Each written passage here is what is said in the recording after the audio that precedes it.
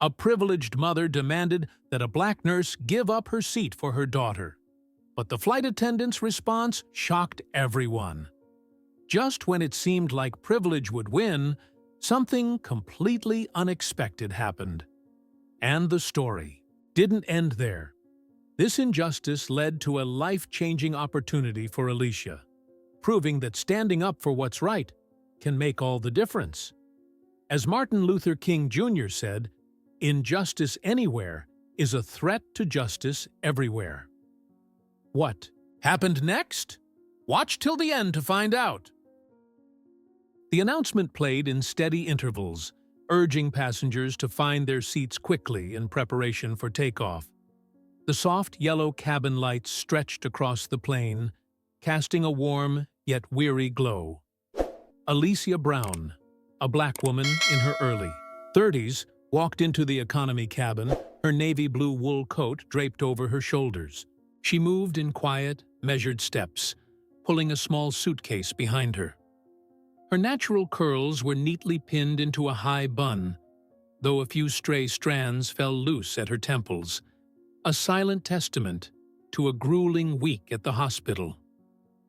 She glanced at the boarding pass in her hand before making her way to row 14, seat 14C, a spot she had carefully chosen, a seat with extra legroom, where she hoped to steal a few precious moments of rest before landing. Lowering her suitcase, she carefully tucked it into the overhead compartment. As she turned back around, her gaze met that of a nearby passenger, Marcus Green, a black man in his late 30s, dressed in a simple yet refined suit. His eyes flicked over her briefly, but there was something sharp, observant in his gaze, as if he noticed more than he let on. Still, he remained silent, merely shifting slightly to give her space to sit. Alicia sank into her seat, pressing her fingers to her temple, the weight of endless shifts dragging at her limbs. She closed her eyes, inhaling deeply, trying to ground herself amid the chaotic hum of boarding passengers. From a few rows ahead, a little girl giggled as her mother adjusted her seatbelt. A man struggled to shove his overstuffed carry-on into an already packed overhead bin. The atmosphere buzzed with movement, with quiet tensions, as if this moment of calm was nothing more than the stillness before a storm. Alicia let her head fall back, her eyelids fluttering shut. But just as sleep threatened to claim her, a sharp, controlled voice cut through the noise. "Excuse me, but would you mind switching seats with my daughter? She's afraid of heights and needs to sit by the window." Alicia's eyes opened, a slight crease forming between her brows. The voice was calm, yet laced with quiet entitlement, a tone she had heard too many times before. This flight, it seemed, would not be as peaceful as she had hoped. Alicia blinked, pushing aside the lingering exhaustion as the voice reached her from the aisle. She looked up. Standing beside the row was a middle-aged white woman, around 45, Karen Whitfield. A name Alicia didn't know, but a demeanor she recognized all too well. The woman's beige cashmere coat was immaculate, her blonde waves styled to perfection. A delicate bracelet shimmered under the plane's dim golden light. Beside her stood a girl, about 12, shoulder-length blonde hair framing a face filled with quiet anxiety as she glanced at the window seat. Karen cast a brief look down at Alicia, inhaled smoothly, and smiled. A perfect, practiced smile. "Excuse me, but would you mind switching seats with my daughter?" Her voice was even, controlled, yet laced with expectation. "She's afraid of heights, and the window is right there. Wouldn't it only make sense for you to help a child?" Alicia glanced at the ticket in her hand, confirming what she already knew. 14C was hers. She met Karen's gaze with a polite but unwavering smile. "I'm sorry, but I reserved this seat. I need the extra space after a long shift." For a split second, Karen's expression shifted. The smile vanished, replaced by a slight arch of her brow, a flicker of irritation. "So you're refusing to help a child?" She drew out each word, her voice just loud enough to catch the attention of nearby passengers. The air in the cabin grew heavier, but Alicia had no intention of backing down. "I understand your situation," she replied, her voice calm, steady, "but I have my reasons too." Karen's eyes narrowed, the warmth in them chilling over. "A nurse should know how to care for others." The words landed like a slap, a calculated strike at Alicia's sense of duty. Anger flared in her chest, sharp and sudden, but she swallowed it back. "I care for my patients every single day. That's exactly why I need rest. To keep doing my job well." A tense silence stretched between them. A few passengers glanced their way, sensing the shift in atmosphere. Karen let out a quiet scoff, shaking her head. "This seat was never meant for someone like you." Alicia felt her entire body tense. The meaning was unmistakable. She held Karen's gaze, steady and unflinching. The girl beside Karen tugged gently at her mother's sleeve, her voice small. "Mom, it's okay. I can sit here." But Karen ignored her. Instead, her fingers tightened. Around the strap of her handbag, her stare drilling into Alicia with quiet fury. "Fine, if that's how you want to handle this." Without hesitation, she reached up and pressed the call button for the flight attendant. A deliberate, pointed move. For a brief moment, the entire cabin seemed to still. A few passengers turned, their heads. Some whispered. A man nearby shook his head slightly, while a middle-aged woman pursed her lips in disapproval. Alicia felt her breath slow, not out of fear, but out of something deeper. Because she knew. This wasn't just a request anymore. This was a confrontation. Karen Whitfield pressed the call button with a look of sheer defiance, as if she believed that the mere act of summoning authority would guarantee things went her way. The air in the cabin seemed to tighten, a collective breath held in suspense.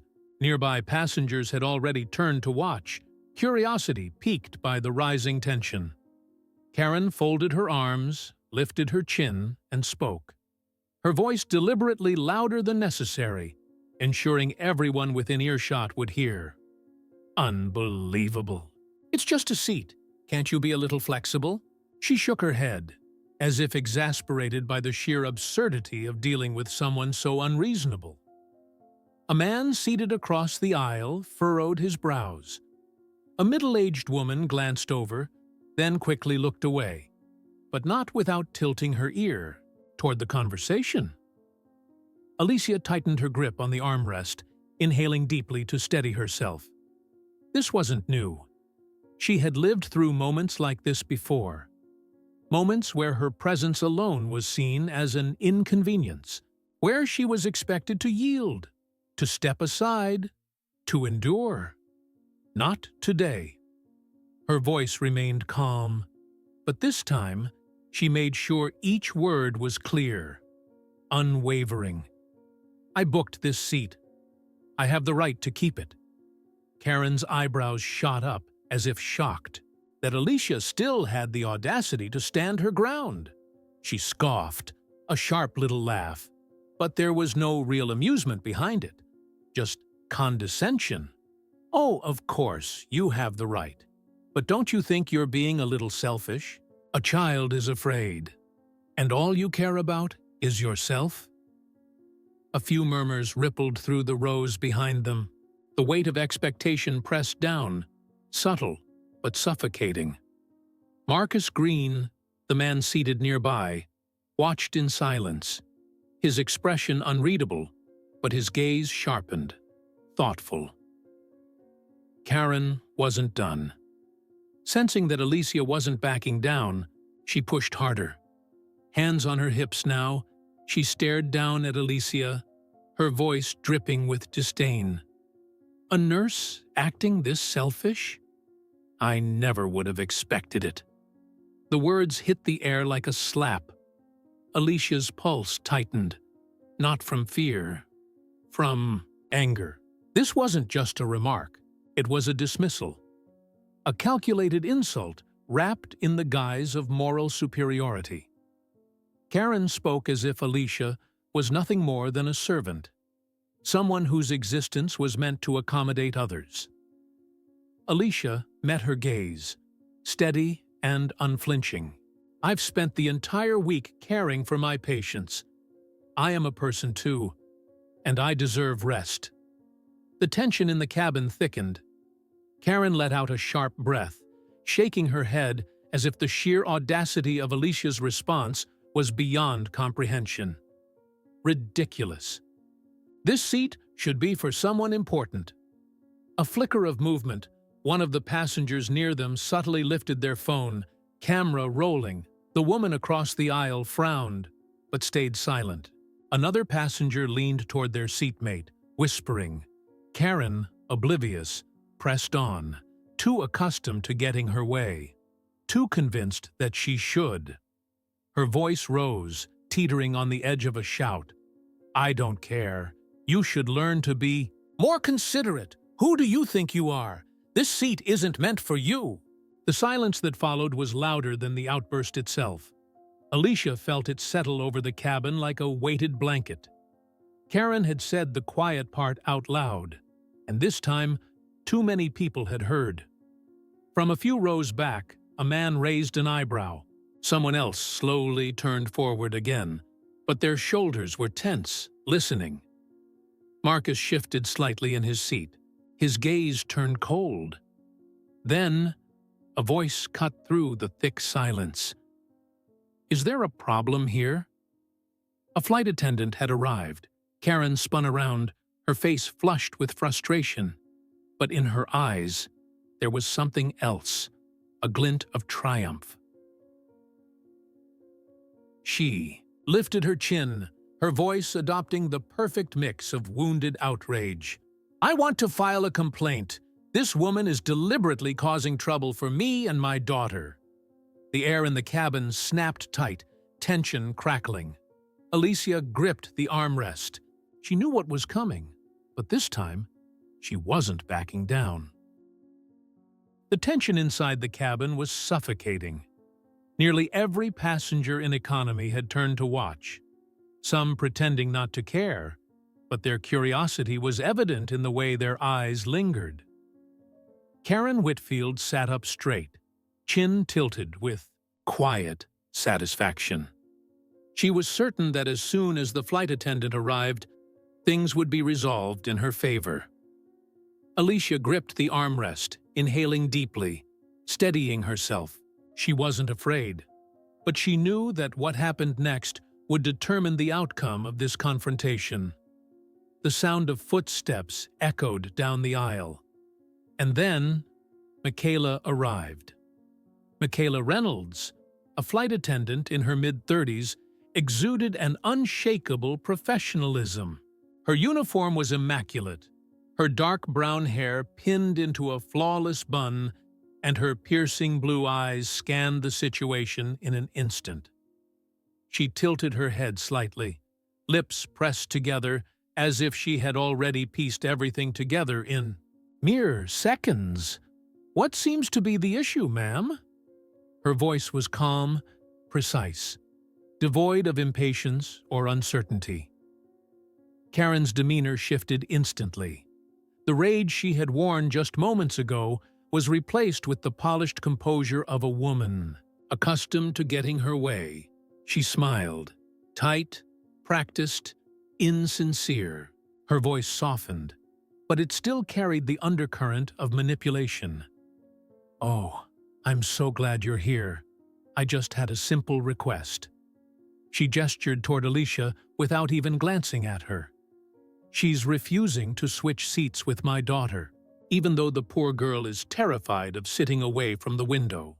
The way she stressed refusing was deliberate, crafted to make Alicia seem unfeeling, cold-hearted.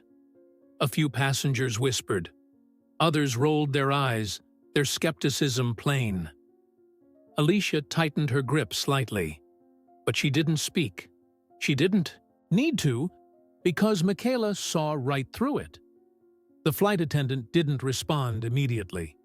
Instead, she pulled a small tablet from her uniform pocket, fingers gliding over the screen as she reviewed the flight manifest. Seconds passed. Then, Michaela looked up. Ms. Brown reserved seat 14C in advance. Her voice was firm, steady. Per airline policy, passengers have the right to keep their assigned seats unless a reassignment is authorized by the flight crew. A direct hit to Karen's entitlement. She froze, as if struggling to process what she had just heard. Her expression twisted slightly before she forced a thin, incredulous smile. So, you're telling me there's no exception? Michaela didn't blink. No, ma'am. There is no exception. The words hit Karen like ice water to the face. For a long moment, the cabin was silent. And then, a nearby passenger gave a small nod of approval. Someone else let out a quiet chuckle, barely restrained. Karen's face paled. Her lips pressed into a tight, thin line. Her hands clenched around the strap of her purse. She was used to winning, to raising her voice and watching people fold under the weight of her demands.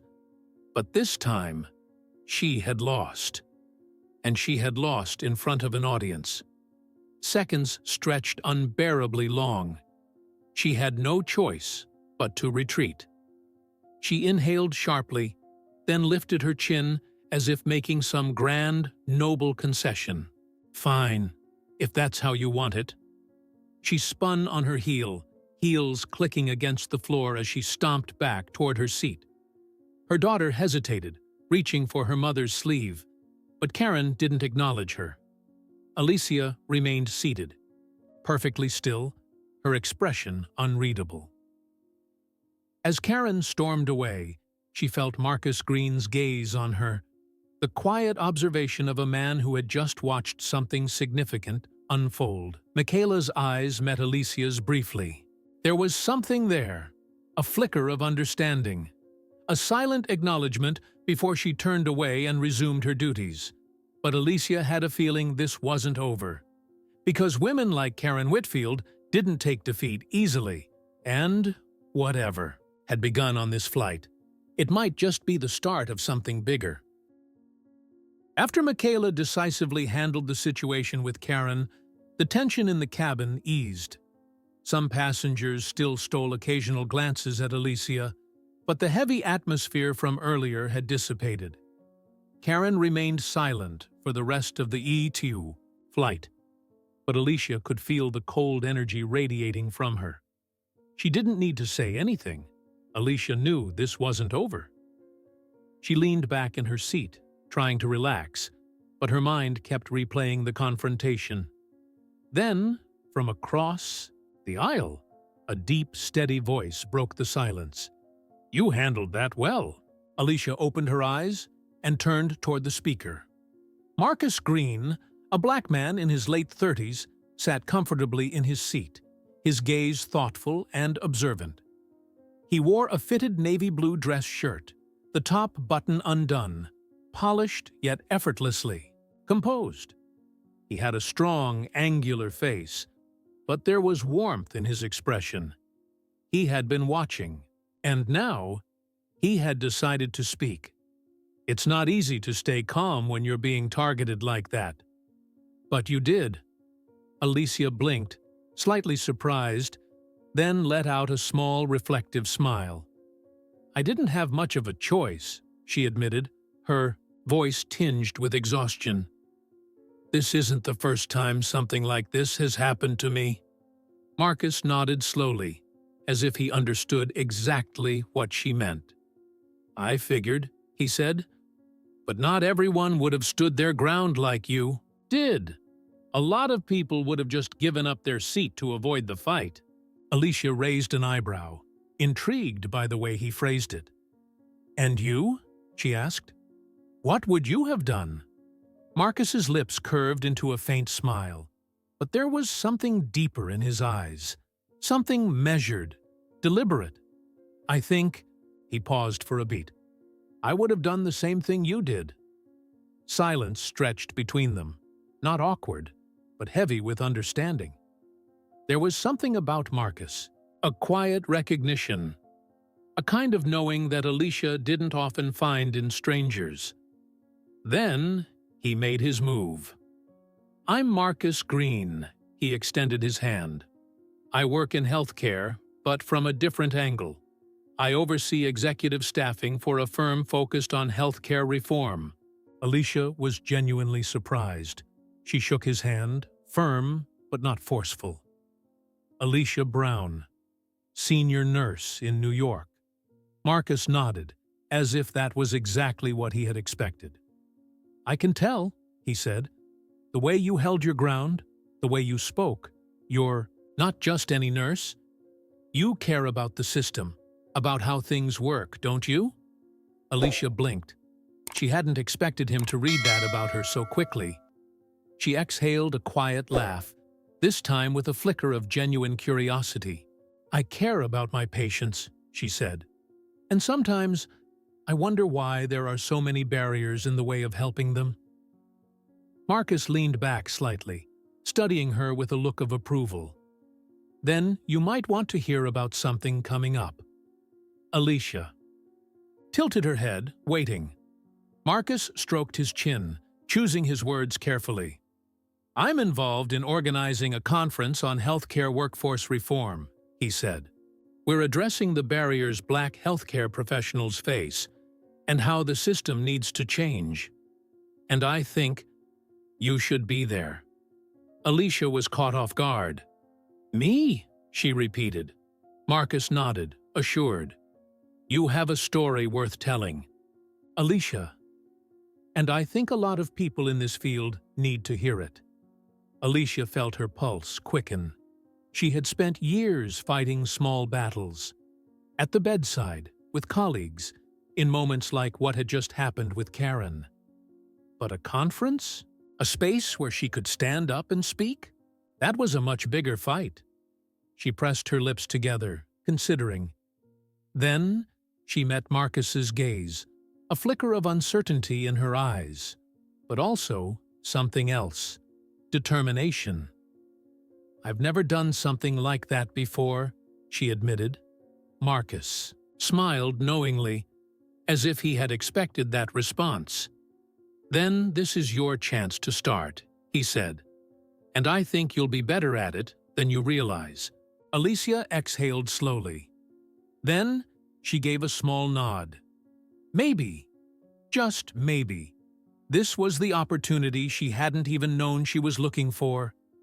The plane continued its journey, but for Alicia, something new had just begun. The wheels of the plane skimmed across the runway, sending a faint vibration through the cabin. The overhead lights brightened from a soft glow to full brightness, signaling that passengers could now leave their seats. Alicia exhaled slowly, stretching her wrist as the plane came to a full stop.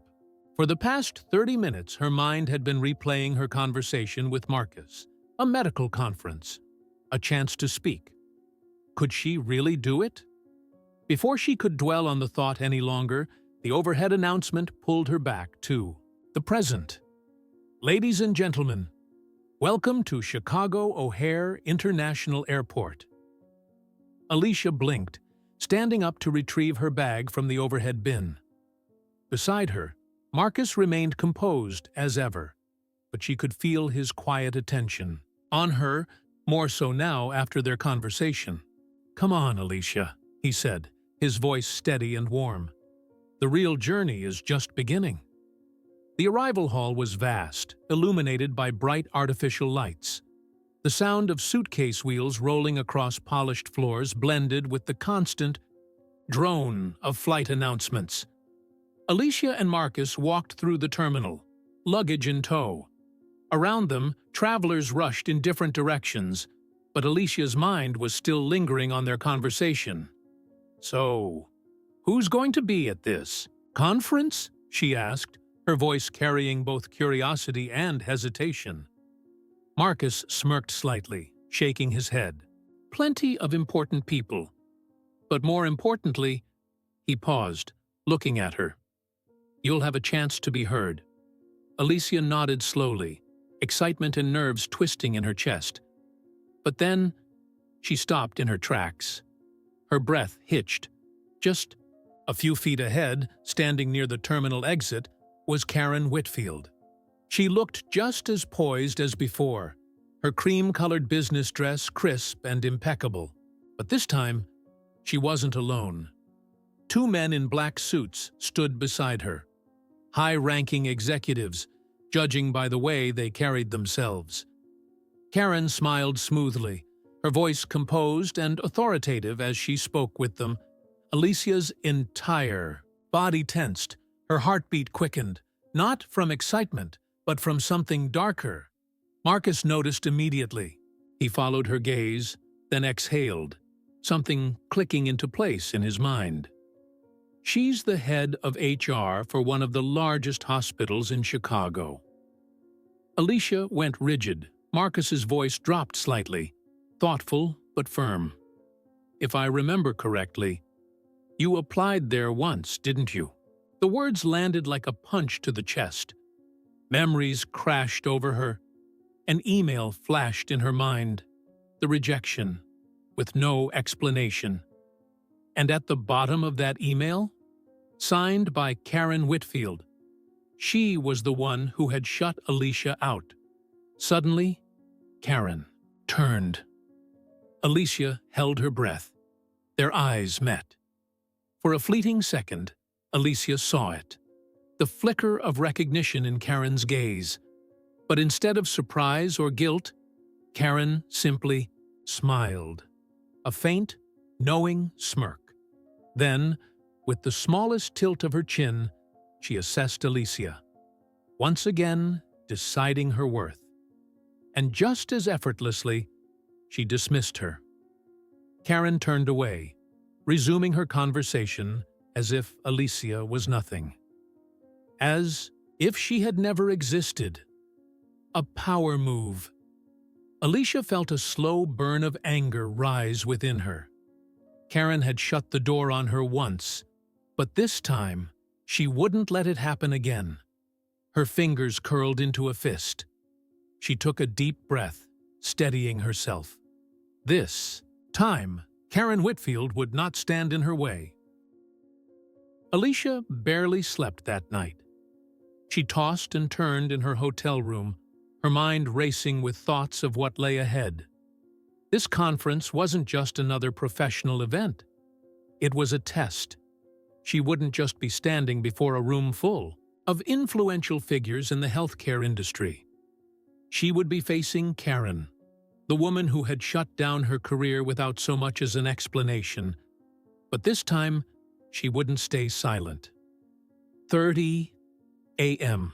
The hotel's grand ballroom gleamed under the glow of crystal chandeliers. Plush carpeting muffled the footsteps of the powerful. The doctors, hospital executives, and HR directors who moved through the room, exchanging business cards, preparing for their speeches. Alicia could feel it.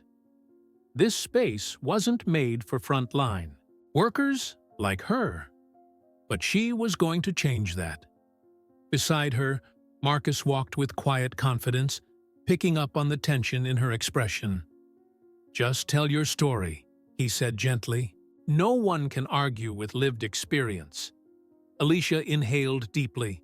He was right. She had earned the right to speak. Karen appears, a public power play, and then, that voice. Oh, what a coincidence. "You're attending the conference too?" Alicia knew immediately who it was. She turned, and there stood Karen Whitfield, flashing a perfect yet insincere smile. She held herself with the same rigid poise, her gaze sharp, like a predator sizing up its prey. Karen's eyes flicked over Alicia, a slow, deliberate assessment, as if she were deciding whether she belonged here. I didn't realize you had an interest in big-picture issues, she said lightly, her tone laced with condescension. Then came the dagger. I always thought nurses were more focused on patient care, a direct strike to Alicia's sense of worth. Nearby conversations quieted. People turned, sensing the tension, watching. Alicia strikes back. This time, she doesn't back down. Alicia felt her pulse quicken, but this time, she didn't waver. She held Karen's gaze and smiled, a calm, cutting smile. "Interesting," Alicia said smoothly. "I always thought HR directors were supposed to assess candidates based on merit, not personal bias." A flawless counterattack. Marcus raised an eyebrow, impressed. For a fraction of a second, Karen faltered. She recovered quickly, shrugging as if Alicia's words didn't matter. But Alicia knew the truth. Karen hadn't expected her to push back. And then Marcus stepped in. His voice was steady, deliberate, heavy with authority. "We're all looking forward to Alicia's speech. I'm sure many people here will learn a lot from her." Karen lost control of the moment. Her eyes narrowed slightly at Marcus, calculating. She knew that if she kept pushing, she would be the one to look bad. So instead, she smiled. Cold, unreadable. But there was a challenge in her gaze. "Is that so?" she murmured. "Then let's see what she has to say." With that, she turned and walked away. But Alicia knew the real battle hadn't even begun. Alicia stepped onto the stage, the weight of 100 gazes pressing down on her shoulders. Each footstep echoed against the hardwood floor, and for a fleeting moment, she could hear nothing but the pounding of her own heartbeat. She glanced down. Hundreds of faces stared back. Some leaned forward, curiosity flickering in their eyes. Others sat with arms crossed, their skepticism palpable. And in the front row, Karen Whitfield.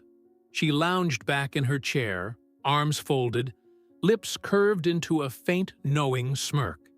But her eyes, sharp as a blade, delivered the message clearly. "You don't belong here." Alicia inhaled deeply. She couldn't let that shake her. She adjusted the microphone and began, her voice steady, carrying weight. "I'm not here today to complain. I'm here to ask a question. Who is our healthcare system really built for?" The room fell silent. She continued. "I've worked in this field for years. I've watched brilliant colleagues passed over for promotions because their last names weren't trustworthy enough. I've seen dedicated professionals overlooked because they didn't fit a certain mold. And I've asked myself, are we building a system that saves lives, or are we creating invisible barriers?" A murmur rippled through the audience. Some exchanged glances, whispers floating through the room. Then, Karen raised her hand. All eyes shifted to her. She rose slowly, that cold, polished smile never faltering. "A moving speech, Ms. Brown. But I have a question." She paused, just long enough to make sure everyone was listening. "Do you believe you were treated unfairly because of your race? Or is it possible that you simply weren't good enough to compete?" A low murmur swept through the room. Some nodded. Others turned to each other, waiting to see how Alicia would respond. The energy in the room shifted. This was Karen's trap. If Alicia answered wrong, the entire room would turn against her. But she didn't panic. She met Karen's gaze head-on, her voice calm, cutting. "That's not the question you should be asking me." A charged silence. Then Alicia pressed forward. "The real question is, how does a system built to save lives end up harming the very people working within it?" A few heads lifted. A flicker of thoughtfulness crossed several faces. This isn't just about me. It's about every healthcare worker who has ever been told they don't belong at the table. So the real question is, are we going to keep ignoring it, or are we finally going to change? Silence. Then, the first clap rang out. One person stood, then another, then three. Within moments, half the room was on their feet, applause rolling through the hall like a wave. Karen's fingers clenched around the armrest of her chair. But she said nothing. Alicia knew Karen wasn't done fighting, but at least for today, she hadn't won. Alicia was no longer just reacting. She had taken back her voice. 1 month after the conference, as Alicia stepped into a new chapter of her career, in another part of the country, Karen Whitfield was facing a harsh reality. In the tense boardroom of the hospital, the arrogance that once defined her was now nothing more than a fading shadow beneath the weight of scrutinizing stares, and the video that was changing everything. The internal meeting was held in a spacious conference room, yet the air inside felt suffocating. Karen sat at the long table, directly across from the hospital's executive board. On the large screen in front of them, a video played. The quality wasn't great, but her voice rang out, unmistakable. Just a nurse, and she thinks she deserves extra leg room? The moment from that flight, the contempt in her tone, the smug way she had looked at Alicia, was now magnified for everyone to see. Karen's throat went dry as she took in the unreadable expressions around the table. No one looked sympathetic. One of the board members placed a hand on the table, voice cold and measured. "Mrs. Whitfield, would you care to explain this?" Karen opened her mouth, but quickly realized that any excuse would only make things worse. She had never imagined that a random passenger on that flight had recorded the entire exchange and posted it online. Days after the conference, the video went viral. It spread across social media like wildfire, viewed millions of times, dissected frame by frame, and the comments beneath it were brutal. This woman is still working in healthcare? So a nurse doesn't deserve rest? Unbelievable! People like her shouldn't be in charge of hiring. Karen never thought that a fleeting moment of condescension could unravel her career so swiftly. But her nightmare wasn't over. Another voice from the other side of the table spoke up. "We've also discovered multiple applications from Blackie, candidates that were rejected without a clear reason. We'll be conducting a full review." Karen's hands clenched into fists, nails digging into her palm. She had done this for years, silently eliminating candidates she deemed unfit, sometimes without even thoroughly reviewing their resumes. To her, the system was meant to function a certain way, and she had taken pride in keeping it that way. But now, that very system was turning against her. She lowered her head, unable to argue. She knew her career was hanging by a thread. Meanwhile, in a prestigious hospital in New York, Alicia stepped into her new office. A small plaque on the desk read, "Alicia Brown, Director of Nursing." The space wasn't massive, but it was bright, with a window overlooking the city skyline. A thick stack of documents awaited her, but Alicia didn't feel overwhelmed. She pulled out her chair, letting her fingers skim across the polished wooden desk, taking in the weight of everything she had fought for. The door swung open, and Marcus walked in, 2 coffee cups in hand. He set one down in front of her before settling into the seat across from her.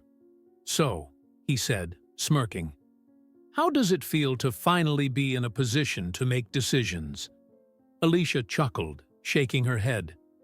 "It feels like there's a lot of work to do." Marcus laughed. "Then, congratulations. You're officially in the game now." Alicia pressed her lips together, thinking back to everything that had led her here. The confrontation on the plane, the battle at the conference. If someone had told me months ago that an argument on a flight would bring me here, I wouldn't have believed them." Marcus took a sip of his coffee, nodding. "But you didn't stay silent."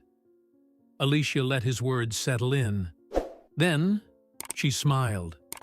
"No, I didn't." A few days later, Alicia stood on another stage, this time at an even larger medical conference. But this time, she wasn't nervous. Before her sat hospital executives, policymakers, and leaders, the people who shaped the future of healthcare. She scanned the audience. There were no skeptical eyes anymore. She had earned their respect. She took a deep breath, then spoke. Staying silent in the face of injustice is an injustice in itself. Applause broke out. At first, scattered, then louder, then resounding. She had proven that one person could create change, that speaking up didn't just protect herself, it opened doors for others. As she stepped down from the stage, she knew the real fight was still ahead. But this time, she wasn't alone. She was ready. Alicia's story isn't just her own.